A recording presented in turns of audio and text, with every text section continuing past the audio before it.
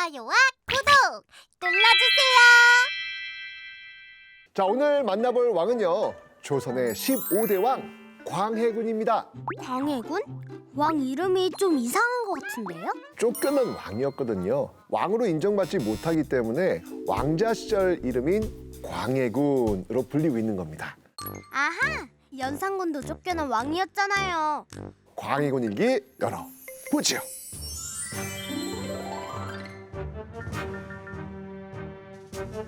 (1592년) 일본이 조선을 침략하면서 시작된 전쟁 임진왜란. 임진왜란 당시 일본으로부터 조선을 지킨 수많은 영웅들이 있습니다. 그중 하나가 바로 광해군입니다.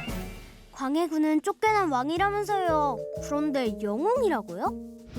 피난을 떠난 아버지 선조를 대신해서 조선을 이끌었기 때문입니다. 1592년 일본군이 한양 코앞까지 쳐들어오자 이 선조가 한양 궁궐을 버리고 급하게 피난을 떠납니다. 피난을 떠나기 전 세자를 부랴부랴 정하게 되죠. 그가 바로 광해군입니다. 임진왜란 동안 이 세자 광해군은요, 분조를 이끕니다. 분조가 뭐예요? 조정을 둘로 나눈다는 뜻인데요. 하나는 왕인 선조, 하나는 세자 광해군이 이끌게 되는 겁니다. 이 시도 한번 보시죠. 임진왜란 중 선조와 광해군의 이동 경로를 표시한 지도인데요. 선조는요, 일본군을 피해서 자꾸 위로 피난을 갔던 반면 광해군은요, 적들 사이로 들어가는 정면 돌파를 택합니다. 선조가 피난을 떠나고 난 후 왕에게 버려졌다고 생각했던 백성들에게 광해군의 존재 큰 힘이 되었겠죠. 강력한 경쟁자의 등장. 마침내 이 7년간의 전쟁이 끝납니다. 하지만 광해군의 세자 자리는 위태로워집니다. 엥? 왜요? 광해군의 세자 자리를 위협하는 강력한 경쟁자가 나타났거든요. 저 아기가 광해군의 경쟁자라고요? 선조의 첫 번째 왕비가 죽고 새로운 왕비가 된 인목왕후. 이 선조와 인목왕후의 사이에서 늦둥이 왕자 영창대군이 태어난 거예요. 영창대군은요, 선조의 유일한 적장자였거든요. 적장자가 뭐예요? 정식 왕비가 낳은 첫 번째 아들을 말합니다. 광해군은요, 정식 왕비가 아닌 후궁에서 난 아들이라서 영창대군에 비해 정통성이 부족했거든요. 영창대군을 지지하는 신하들과 광해군을 지지하는 신하들로 조정은 나뉩니다. 드디어 적장자가 태어났습니다. 적장자 영창대군으로 세자를 바꿔야 합니다. 광해군은 똑똑하고 영리한 데다 전쟁 중 큰 공을 세웠습니다. 세자는 계속 광해군이어야 합니다. 그런데 선조가 갑자기 세상을 떠나고 맙니다. 후계자에 대한 명확한 언급도 없이 말이죠. 결국 세자였던 광해군이 왕의 자리를 이어받습니다. 드디어 광해군이 조선의 제15대 왕에 오르게 된 겁니다. 조선을 복구하라. 왕이 된 광해군은요, 전쟁으로 엉망이 된 나라를 복구하기 위해 애쓰지요. 특히 백성의 부담을 덜어주는 데 가장 큰 공을 들이는데요. 광해군표 개혁의 핵심 대동법을 실시합니다. 대동법이 뭐예요? 조선시대에는요, 공납이라는 세금이 있었거든요. 각 지방의 특산물을 세금처럼 나라에 바치는 거였어요. 예를 들어서 제주도에서는 귤이 유명하니까 귤을 바치는 식이죠. 그런데요, 이 공납에는요, 크게 두 가지 문제가 있었어요. 첫 번째 문제점, 이게 마을 단위로 내다 보니까 재산이 얼마나 되든 가족이 몇 명이든 관계없이 모두 똑같은 세금을 집집마다 내야 했던 것이죠. 두 번째 문제점, 너희 마을은 조개를 세금으로 내거라. 과거에는 이 마을에 조개가 많이 났는데 지금은 조개가 잘 안 잡힐 수도 있잖아요. 그래도 조개를 바쳐야 했던 겁니다. 그래서 이 조개를 대신 구해주고 그 대가를 받는 중간 업자들이 생겨납니다. 그런데요, 그 업자들은요, 무리하게 대가를 요구하는 거죠. 백성의 부담은 눈덩이처럼 불어나게 됩니다. 이러한 공납의 문제를 해결하기 위해 나타난 새로운 제도, 그게 바로 대동법입니다. 가지고 있는 땅의 크기에 따라서 쌀이나 옷감을 납부하게 하는 방법이었죠.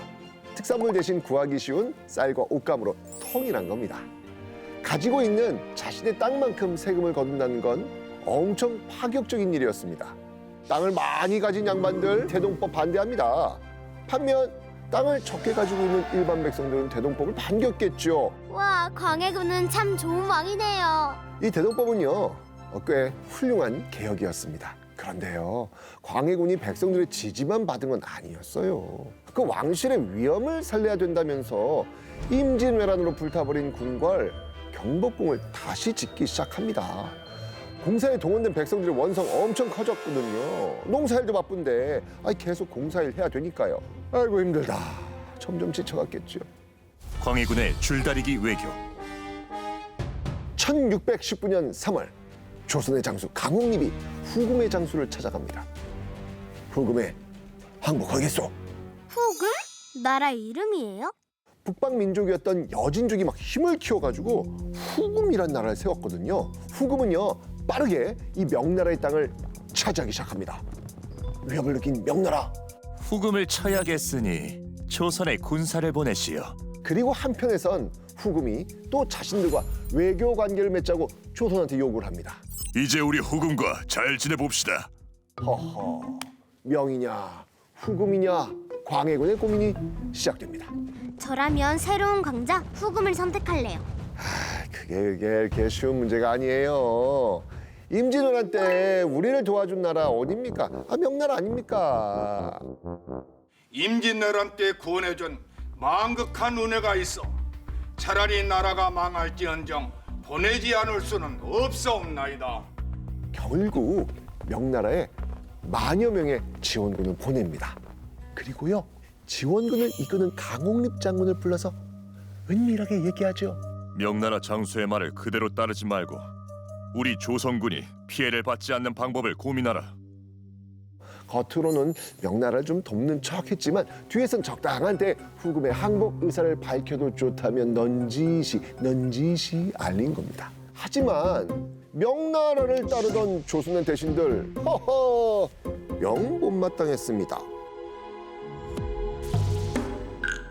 동생을 죽이고 어머니를 내쫓다. 1613년 서자 7명이 강도질을 하면서 백성들을 괴롭힌 사건이 발생하거든요. 이때 붙잡힌 서자들의 입에서 나온 말 한마디. 왕을 내쫓고 영창대군을 왕으로 만들려고 했습니다. 광해군은 이 사건을 빌미삼아 영창대군을 죽이고 맙니다. 8세의 어린 동생을 말이죠. 여기서 끝이 아니었어요. 영창대군의 어머니이자 자신의 새 어머니인 인목대비를 패하고 가둬버렸습니다. 아무리 나이 어린 새어머니라 해도 어머니는 어머니잖아요. 유교국가에서 어머니를 내쫓는 자식, 이거 뭡니까? 용서할 수 없다. 광해군의 최후 인조 반정. 1623년 능양군의 주도하에 광해군을 몰아내기 위한 작전이 시작됩니다. 이들이 광해군을 왕의 자리에서 쫓아내는 이유는 크게 두 가지였습니다. 첫째, 광해군이 동생을 죽이고 어머니를 패했다. 둘째, 광해군이 명나라를 배신했다. 결국 광해군은요 왕이 된 지 15년 만에 왕의 자리에서 쫓겨납니다. 왕을 쫓아내고 새로운 왕을 세우는 반정.